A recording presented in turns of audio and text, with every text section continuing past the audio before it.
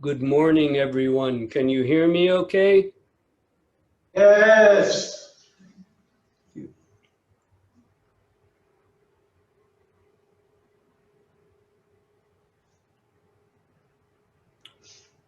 Mind arises without abiding. I trust you have gotten a glimpse yourself of the importance of this statement from the Diamond Sutra.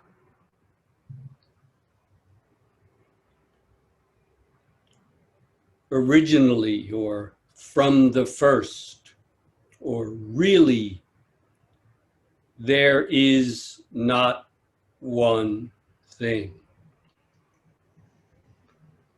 I trust you have been able to savor the truth of this as well. Again, in response to the head monk's statement about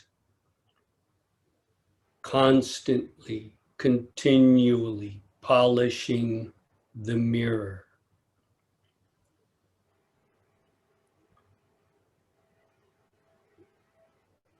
The retreat, the Sesshin, has now gone on for several days, so I'm sure you have been dealing with perhaps sleepiness, drowsiness, some pain,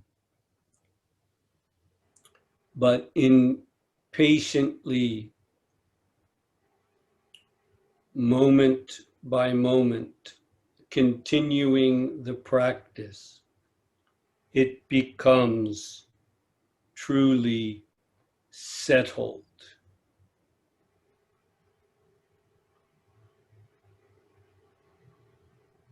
I mentioned briefly the other day about the importance of genuine concentration, focus, or attention, and that this attention in Zen practice is not the same as what we ordinarily think of as concentrating on something.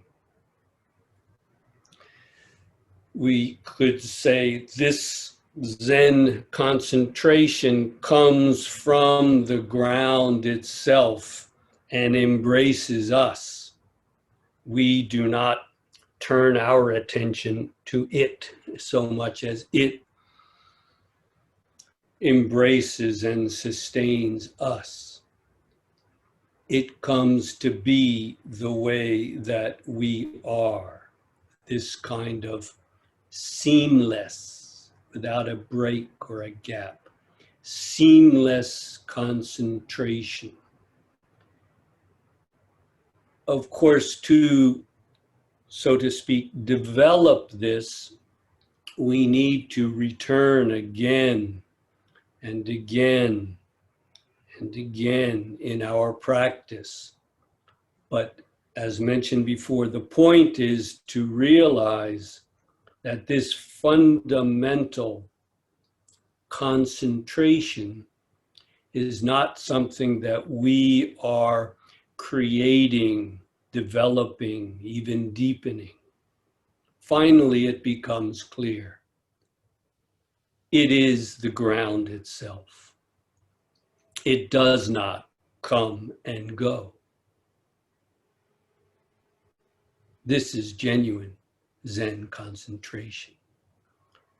Again, there are interesting expressions, for example, in truly concentrating, there is neither seer nor seen. In other words, there is neither someone in here looking, seeing, nor is there something, some object out there seen, looked at. This is the concentration of true seeing. And of course, it is true of all the senses. In fully giving ourselves, we you might say, lose ourselves and find ourselves in each and everything.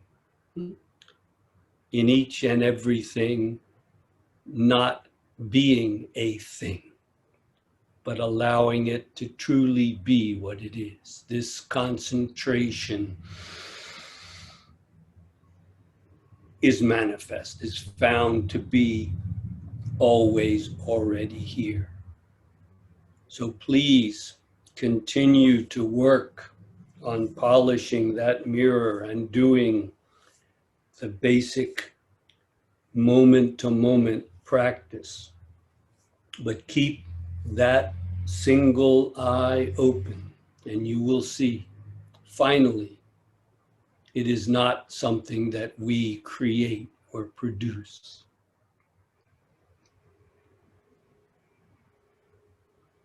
In this Zen concentration,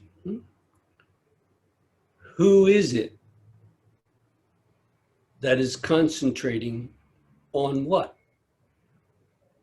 Who concentrates on what? This very question falls in on itself.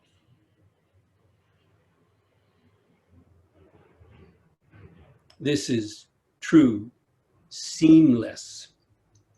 It could also be called formless concentration, which can turn its attention on anything in a way that is inconceivable for the ordinary ego self.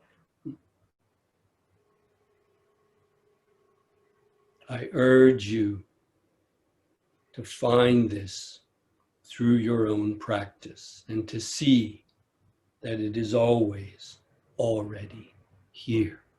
It is the basis of our practice.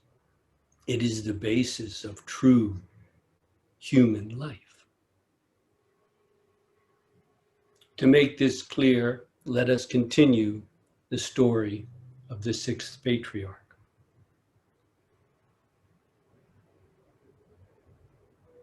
After those two poems were written, the fifth patriarch called the young man, the illiterate man who was to become the sixth patriarch, and spoke to him in private, in secret. He conferred, he gave the robe and the bowl, supposedly Bodhidharma's robe and bowl, as a symbol that you are now the sixth patriarch. These are the symbols of the transmission and lineage. Then he told the newly made sixth patriarch, the fifth patriarch told him, go, hide yourself in the mountains for some time. Later, your light will shine. And of course, the now newly made sixth patriarch, that illiterate country bumpkin, went in the night. The fifth patriarch did that because he knew that there would be some tension, some anger, some jealousy, even among this very mature sangha or community of practitioners.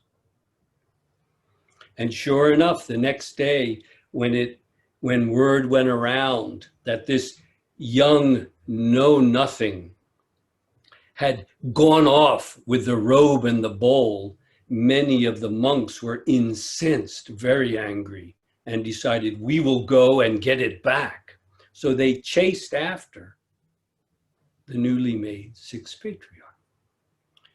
Well, one of the monks had been a kind of a general, a military leader, a very strong and, well, perhaps arrogant man who had become a monk a little bit later in life. Very strong and capable. He was the first one to catch the sixth patriarch in the mountains. And when he did, the sixth patriarch put the robe and the bowl on a rock and said, These are the symbols of the transmission. They are not to be dealt with by force. If you want them, there they are. At this moment, that arrogant monk who had chased him had a sudden change of heart. And he realized what he was really seeking.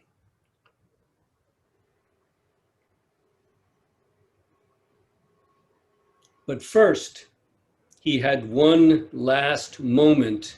You might say here is where the great doubt is enveloping him. And what he did was he grabbed the robe and the bowl and tried to pick it up, to take it. But for the life of him, he couldn't lift it. He couldn't move it an inch.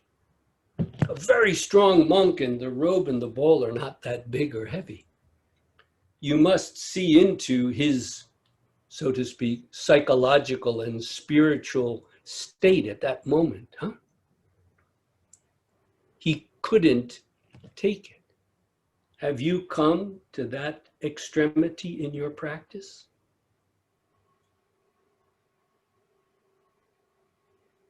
He wanted it more than anything in the world, and yet he couldn't even lift it. This is when, we might say, a change of heart occurred. And he realized, I have not come for the robe and the bowl. I have come for the Dharma. Please, shine your light on me. Teach me. Here is where the famous koan comes in. The sixth patriarch now says to this monk,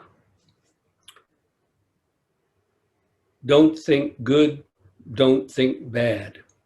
What is your original face right here and now?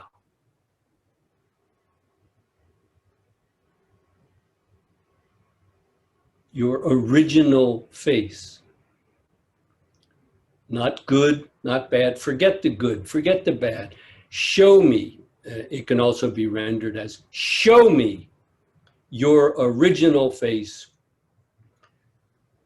In some versions, it actually says, before the birth of your parents, or before you were born of your parents. There's no subject in the classical Chinese, so it can be translated either way. It doesn't matter. The point is, before mind arises, before there is this and that, good and bad, illusion and enlightenment, right there, what is your original face?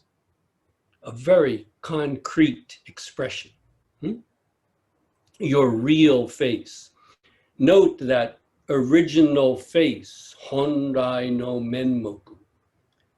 That's the same word, the original, as the Hondai Muichimotsu. Originally, there is not one thing. It's the same word. And it's usually translated as original. Over the years, I've come to see that that can be misleading. It might be better to translate something like from the first, or really right here and now. That's what it's saying. Not some distant past. Really right here and now. What is your original face? With that, the monk awakened. He had a profound awakening. You see how well, again, it's a legend, but it's a good one, how well the sixth patriarch was able to freely use this realization, being without a thing, without one thing, and being able to respond at that moment in just the right way. Forget the good, forget the bad. Where is your original face? Boom. You can see, can't you, how this is none other than mind arises without abiding. What a marvelous example. This is also no different than originally, from the first. Really, there is not one thing. There is the original face shining forth clearly.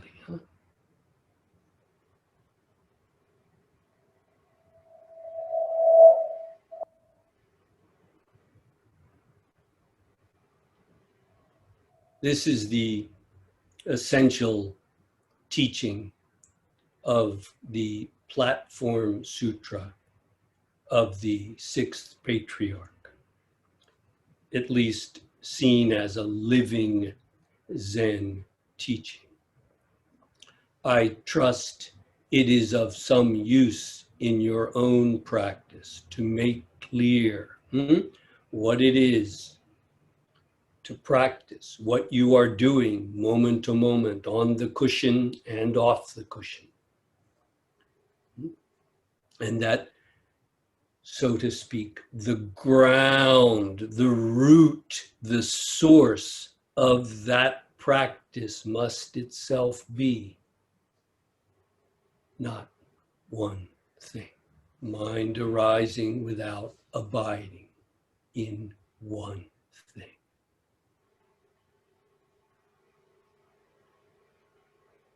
I trust you can see this, perhaps for some abstract sounding expression, originally not one single thing, is not abstract at all.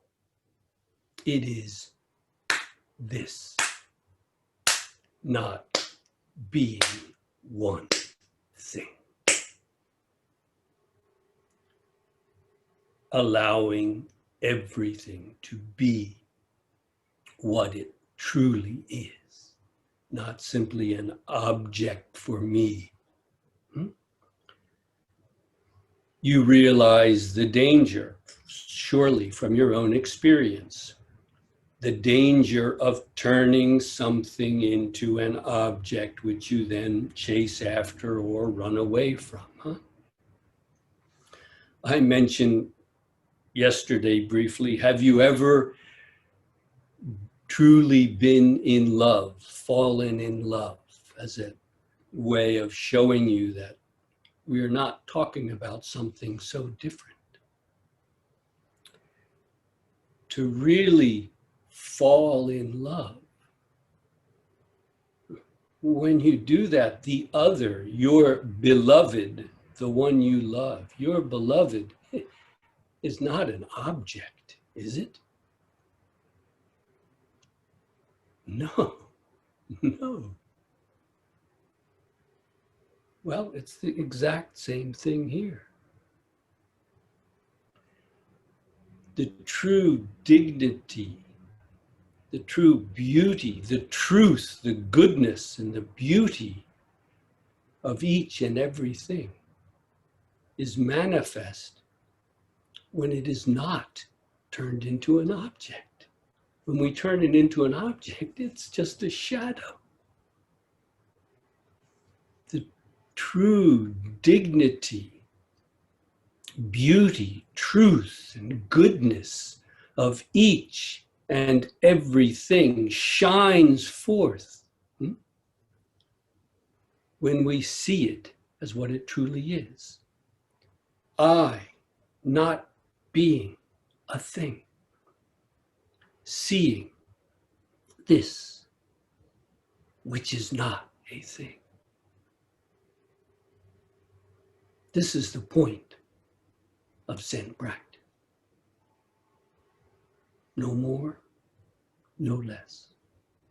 Then, as mentioned yesterday, to bring that to life in every aspect, so that finally it can be naturally forgotten. There is not a trace.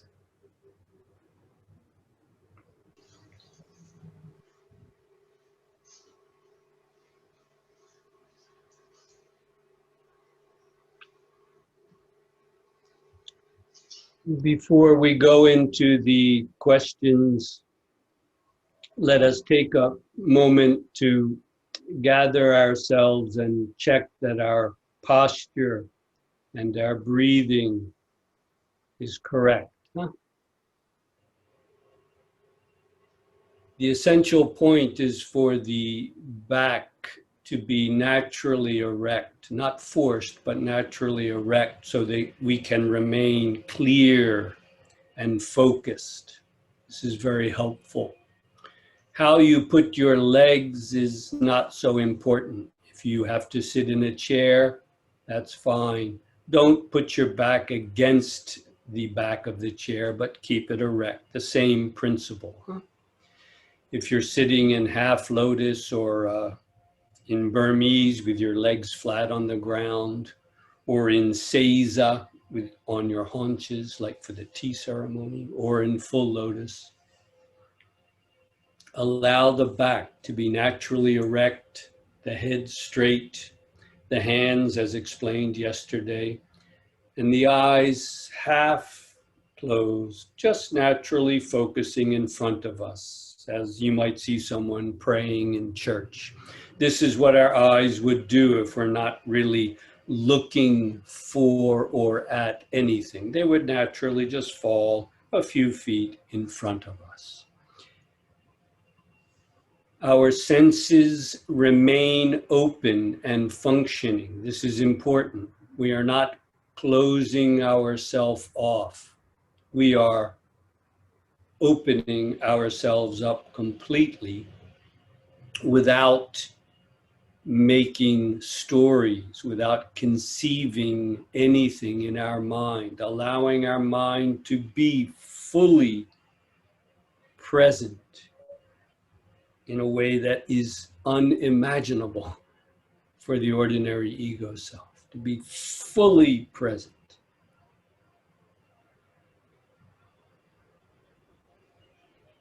without raising a thought. We don't need to do that. If mind arises, fine, but we don't need to even think one thought, shallow or profound, not even necessary. Simply being fully present with all of our six senses, the five senses and the mind, without giving rise to anything, because we don't need to. Without pulling anything in through the senses, and without going out seeking anything with the senses. Again, and yet fully present.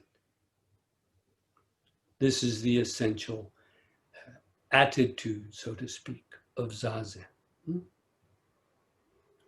The breath, very, very helpful.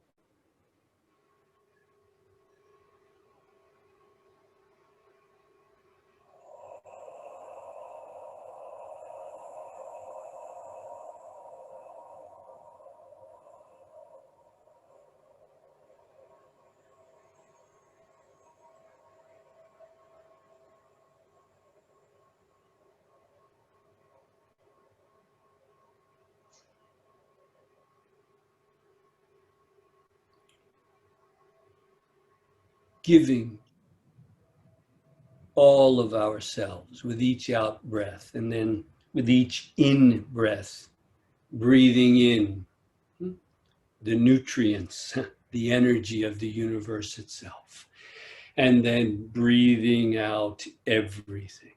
Not one thing remains. If you are working on a koan, to lock onto it. It's not separate from the concentration I was talking about. But you don't need a formal koan. The sitting itself can be that. Simply give all of yourself to it.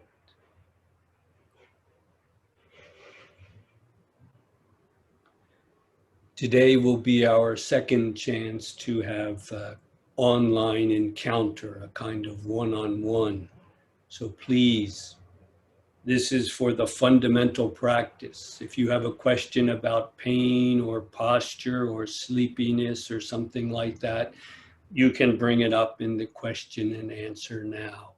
But during one-on-one, don't bring a single thing. That's the best way. Does anyone have a question or concern from out of the practice for the benefit of all? Please feel free to ask it. Thank you for listening so intently.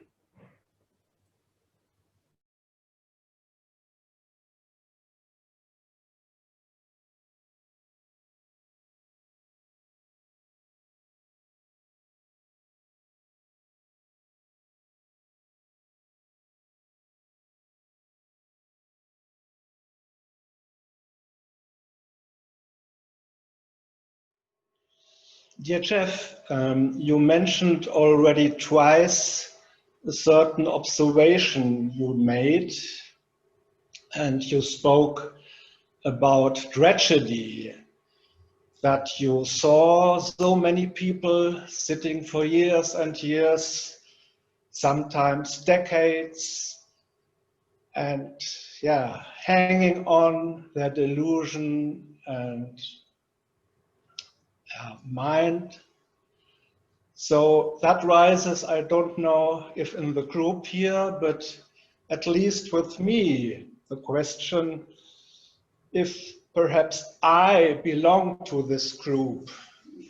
So I'm wondering if I perhaps waste my time by meditating. So perhaps you can help with how to check out if I belong there or not. 2 points, Mikhail. First, the very fact that you have that question, that you raise that doubt, makes it clear that you're not sitting there dreaming and deluding yourself. It's clear? It's the person who never thinks about that and just sits self-satisfied in his little samadhi. This is the real danger. The fact that what I said was able to strike you and make you question sincerely. Don't worry, you're not part of that group. You've already transcended that. Now for the second point. The second point is you must give all of yourself in the practice. There's no magic here. I don't have a magic ball I can give you. All I can tell you is from my practice and from the practice of those over the centuries. It's neither simple nor difficult. It's just a matter of giving all of ourselves. And when it's clear, when the way is clear, when you are, as you are, Mikhail, sincere and honest, it's just a matter of time. It's just a matter of time. Be patient, but not lazy. Does that answer your question? Yeah, but what is with this monk? You told us he was the senior monk, 30 years practicing, well respected, but he fucked it up or not? Do you mean the senior monk who wrote the poem or the monk who was chasing after the six patriarchs? The senior monk who wrote the poem about polishing the mirror. Remember, this is a legend, okay? It's not history, it was made up, but it was made up very carefully. What is it saying? It's a good question, Mikhail, it's a good question. What is it really saying? This guy was the head monk. He practiced for years. He was very learned and very experienced as a practitioner. All of that is good and well. But you can see from his poem, again, legendary, but from the poem that he is still sitting there polishing his mirror.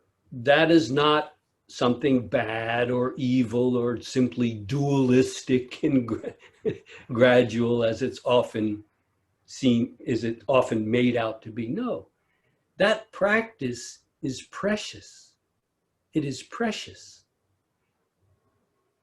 He was the head monk. The fifth patriarch made him the head monk. He knew what he was doing.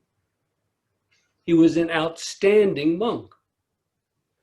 The sixth patriarch, the guy who became the sixth patriarch, was in a completely different category, you might say. Wasn't educated. Again, it's a legend, but it makes it clear, doesn't it? He wasn't educated. He didn't know about all this. There is no record of him even meditating. Remember, he was working in the kitchen as kind of a laborer. And yet, he awakened. He got it. You see what's being said. The basic point, you don't need anything. You don't need learning. Even the Zazen, as valuable as it is, you're not going to get there through the Zazen. You understand? Yeah. Give yourself so fully to the Zazen that there's no question of getting there or not. You understand? This is where the head monk's poem, you say he fucked it up. Well, I wouldn't say that. He was an outstanding monk. But that's all. But by putting him side by side with the guy who became the sixth patriarch, originally not one thing, where can the dust alight? Great. But without what you have been doing all these years, Mikhail, it will not come to life. So I assure you, you are not wasting your time. You do have to give all of yourself. That's the only other thing I would add. Is that enough, Mikhail? That's enough.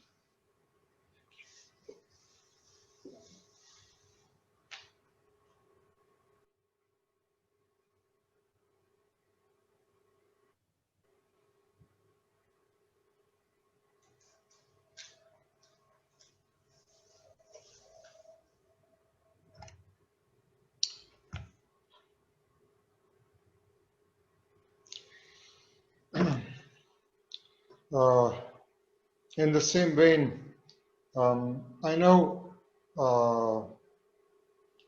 you saying give all of yourself is meant to be encouraging. However,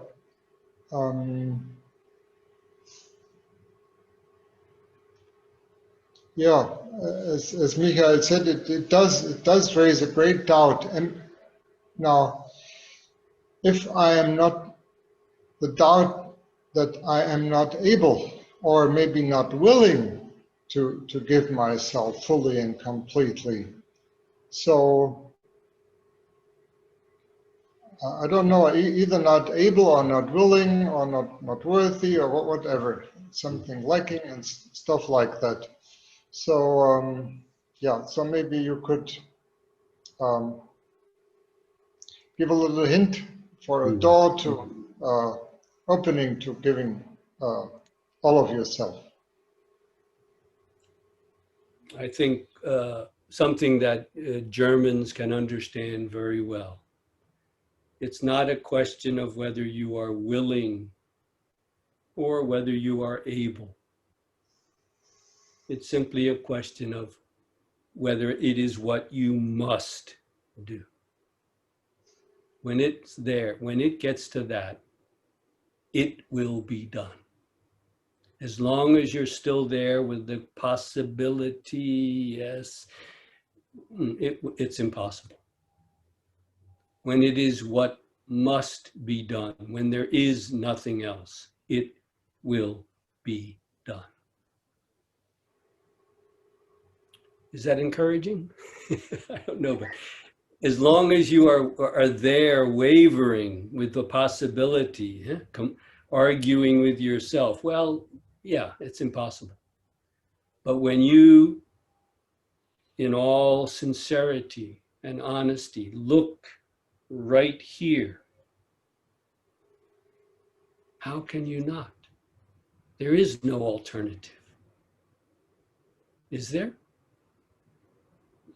When you realize that this is what must be done and you are willing to do it, it will be done. Then it's just a matter of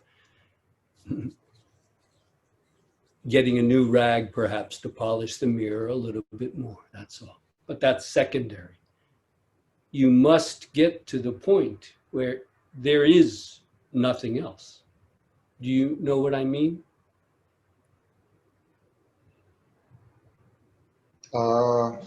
Yes, in a way I do. I will know better if I get there. Well, you're But not I far. must, but I must say the story of the strong monk trying to pick up the ropes, it really moved me to tears. I must say it's a very, very beautiful and moving story. And so I thought maybe, maybe it's the heart, that it's about the heart, you Yeah, know. it's a legend, but it's very good. He has come. He's very strong. He's very able. He's very willing. But when it gets to the point to take these outward symbols, you can imagine he couldn't lift it. He couldn't take it. In a sense, that's where you have to get to. That's where the great doubt is manifest, right underfoot.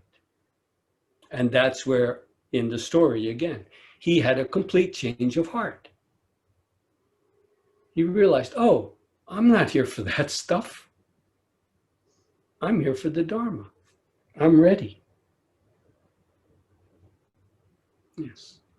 If it moved you to tears, Bernhard, you have it in you. You have it in you.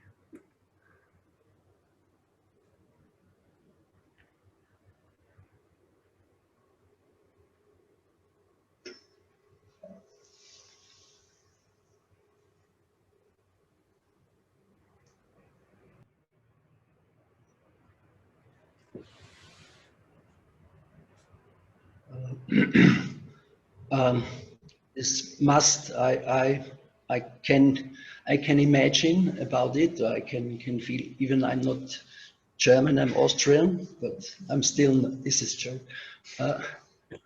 But for me, it seems like at the end, how to come there. At the end, it's connected with luck, or with like in science, there is Zufall. Chance, no. Accident. Like, because when I sit, for example, yesterday I was sitting, I couldn't do the second part of the night sitting because the pain was so big, so I decided to stop. Mm-hmm. For me, I gave everything, because if I would have gone on sitting, maybe I would have hurt myself. Mm-hmm. Mm-hmm. So it was a decision. My mind said, you lost, but anyway I did it, and it was a good decision. To come to this must, I know, little parts in my life where I had it not about sitting, but like, I must do that because I want it and everything is there. It's a great feeling, if you mean that. But how I came there, it was, I don't know, something brought me there, or afterwards I could say, oh yeah, because of that or that, but I couldn't do it. So my question is again to the must, but yeah. Yes. Well, first of all, you didn't fail last night when you decided not to continue sitting. The point is to continue the practice. That doesn't mean you have to sit through all of the periods. It means if you realize maybe you are injuring yourself, get up and take a break, take a bath, or lay down and rest. But do that as part of the practice. You understand? Do that because that is what must be done at that moment. We're not here to injure ourselves, to torture ourselves. So the point is to continue the practice no matter what. If you stop the practice because you're afraid you might injure yourself, that's fine. But if you then create a whole scenario, a whole, oh, I'm a failure, then you really have, in a sense, stepped out of the practice. But if you simply say, something's not right, it feels like, okay, let that get up and take a break and do what needs to be done so that you can come back fresh. So again, when I say give all of yourself, I don't mean as some tremendous, willful effort to bang against whatever is there. No, when you really give all of yourself, do you know what happens? There is no opposing position.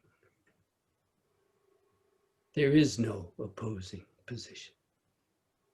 All of those hindrances, the pain, sleepiness, they are not a hindrance at all. They may still be there, but they are not a problem. There is no opposing, you understand, position.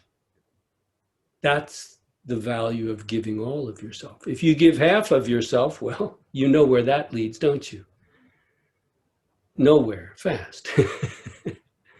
So, but it comes naturally. It comes naturally. When you see this is what must be done,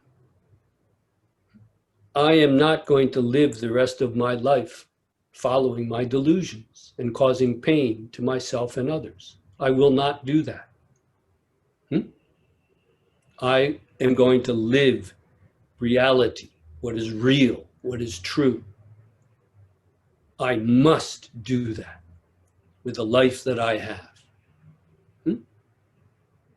When that's clear, the way is clear. It may not be completely easy all the way, but nothing can really get in the way of that, okay?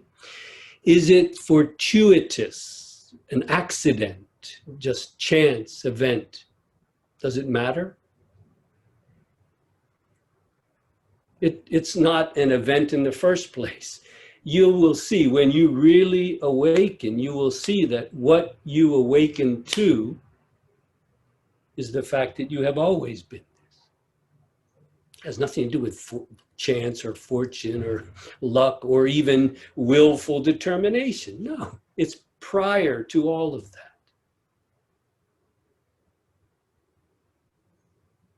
So don't worry about whether it's, if you're lucky enough.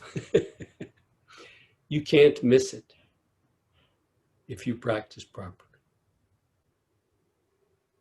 But don't turn it into something fortuitous or by chance. It's right under your feet. What are you talking about? You're walking on it every step. Realize it. Is it clear? Yeah, it sounds like deep insights, to have deep insights for me to go to get to the must. It's right here. It's right here. When you stop escaping, it's right here, isn't it? What else is there to do?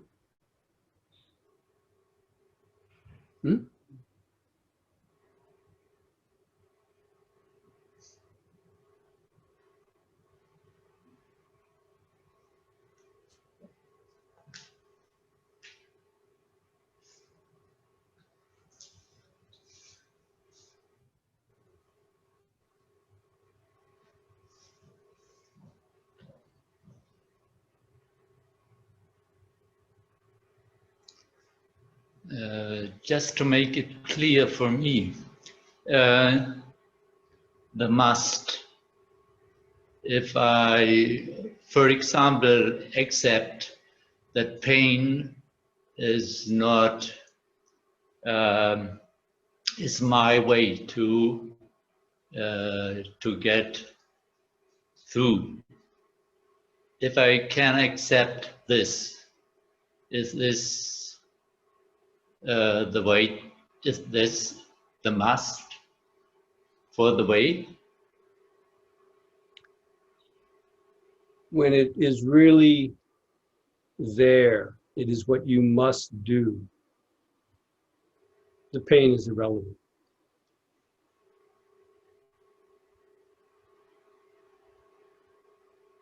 Don't torture yourself, don't hurt yourself. But you will see the pain is not the real hindrance, is it, Werner? Yeah. You see that already. It comes and it goes. Sometimes it's terrible. Sometimes it disappears.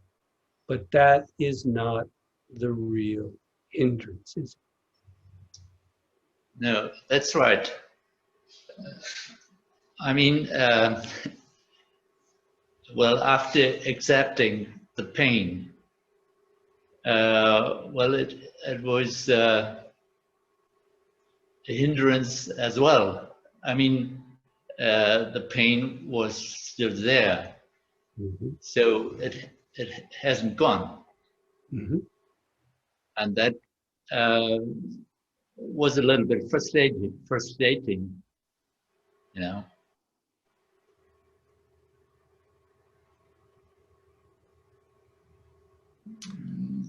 From my experience, I had a great deal of pain too.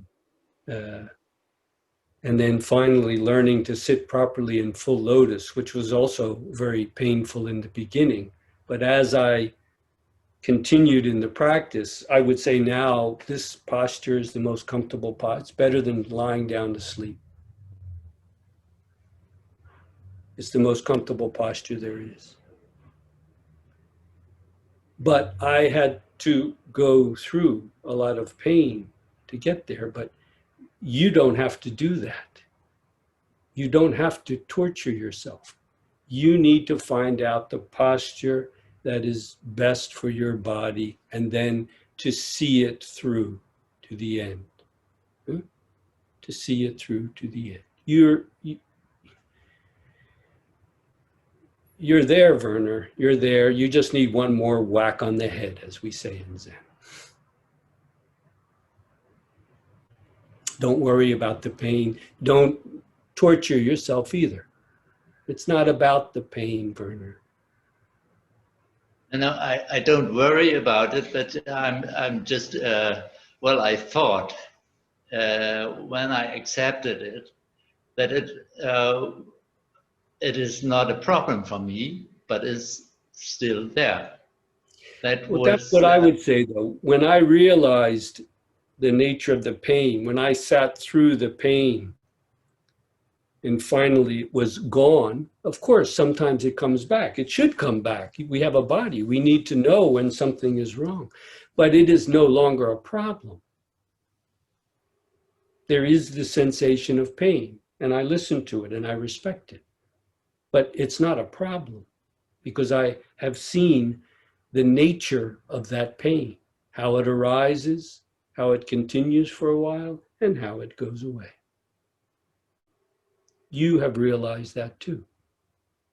Yeah. Maybe you now expect it to be completely up in the clouds or something. No, you should have pain. Your body needs that, but you don't need to torture yourself. Ease up. You're in your 70s, right? Yeah, nearly 80. Yeah, I think you can ease up a little bit on the pain, don't you? It's not about the pain, Werner. It's about realizing where you are. Okay, my friend? Okay.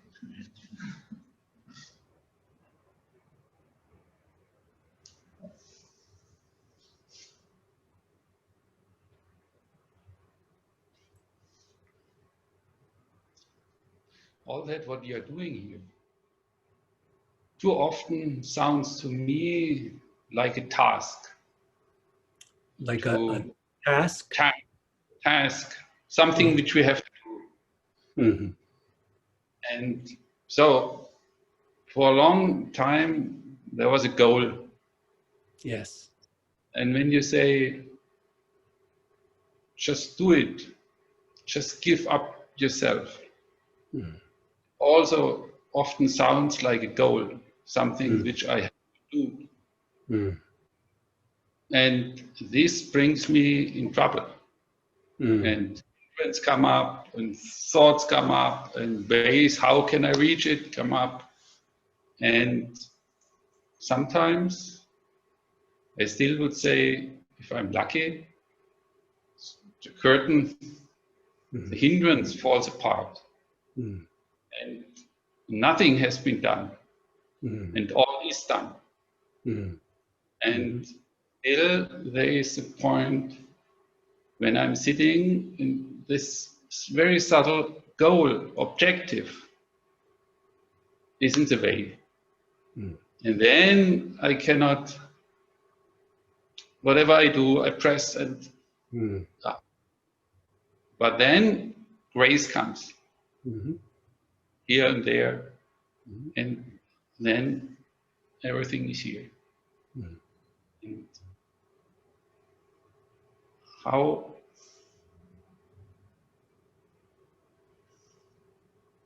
if I say how to distinguish is the wrong word, because it's again putting something there.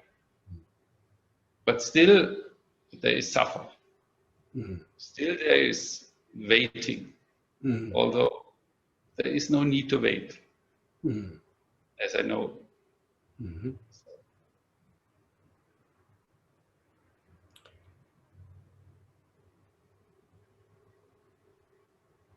It sounds strange, but instead of trying to get out of that, go all the way into it. Go all the way into it. Again, not the thoughts and the ideas, anything like that, but in your heart of hearts.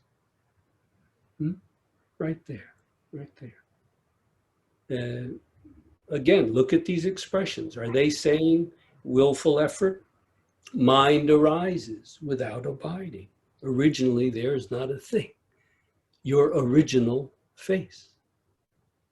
They're all pointing to it, but the danger is failing to see the value of polishing the mirror. This is an even greater danger. You see, huh? But you're right. If it becomes goal, now you have to do this. Do what? See what's under your own feet? Realize who you are? How can you not do that? It's been there from the first. That's what you keep glimpsing, huh?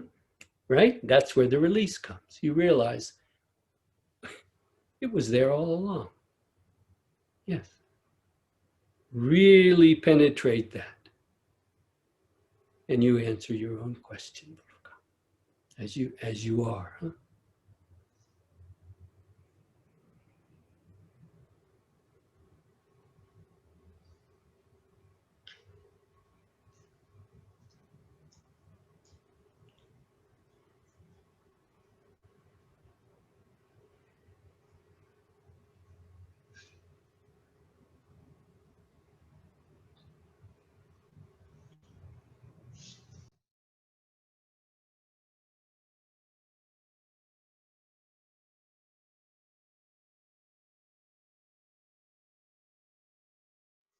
Hi, Jeff.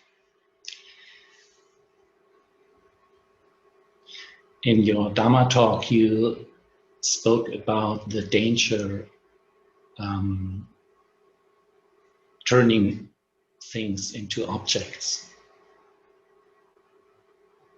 And it sometimes feels during the sitting that what holds me back to jump is a kind of danger to loosen this feeling of self. So I think it's the other way around danger. Actually, it's the same danger. It's still turning it into an object, but in a very subtle way. Let me put it this way. What if there was no self to come back to, Christoph? Feels like a release. Yes, for the ego self, of course, wrapped up in itself, that's scary, that's threatening. What do you mean? I want to have my little shell to go back into. But the point is, when you really see what is here, you don't need to go back to some self-identity, what I call the self-delusion, that is the delusion of the self. Do you need to go back to some self-identity? No. I know both directions. I know there is this feeling of release, but sometimes there is a feeling, it feels like a very deep fear. Well, that's where you need to apply yourself. What is it? What is there really to be afraid of? Right there. See into that. As I've said before, the only thing to really be afraid of is to spend the rest of your life hip-hopping like that, right? To me, that would be hell. See it. What is that fear really? What are you really afraid of? What are you really afraid of losing? And is that perhaps precisely what you need to let go of? When you're ready, when you see it, it will be done. But you've got to see it for yourself, Christoph. Okay?